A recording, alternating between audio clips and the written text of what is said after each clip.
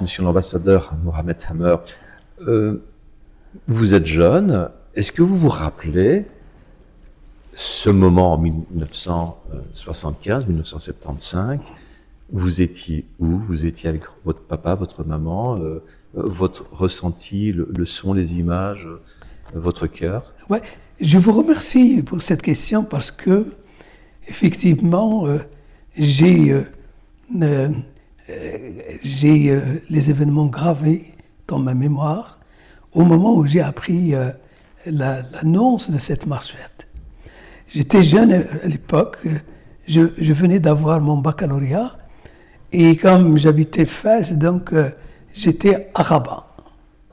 Et en revenant de Rabat dans un bus le soir, tout le monde écoutait le discours de Sa Majesté. Et c'est là qu'on a appris que Sa Majesté lance une marche.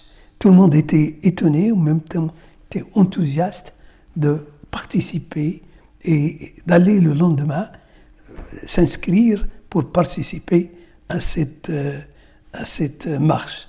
Malheureusement, pour des raisons personnelles, je n'ai pas pu participer à cette marche, mais j'ai suivi de très près cette marche, notamment le jour où Sa Majesté a ordonné le départ de cette marche. En disant, je me souviens très bien d'une grande partie du discours, en disant aux marcheurs, écoutez, vous allez partir, là, vous allez commencer la marche. Si demain vous trouvez les Espagnols, vous leur dites d'une façon très civilisée, très pacifique, quittez notre territoire et laissez-nous parachever notre intégrité territoriale. Et si vous trouvez quelqu'un d'autre, écoutez, vous allez, bien sûr, j'ai confiance en le peuple marocain pour défendre ses territoires. Et elle a fini son discours en disant, les Espagnols, c'est un peuple voisin avec lequel nous partageons une longue histoire, une civilisation, une grande culture, et elle était convaincue en disant que les Espagnols ne vont pas attaquer les marcheurs parce qu'ils ne veulent pas créer un couloir de sang qui va séparer définitivement les deux peuples.